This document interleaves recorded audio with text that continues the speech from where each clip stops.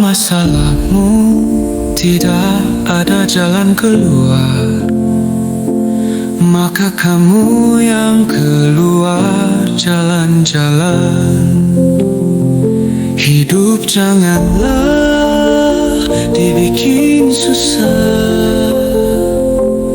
Uang bisa dicari, momen bersama keluarga kecilmu tidak akan terulang.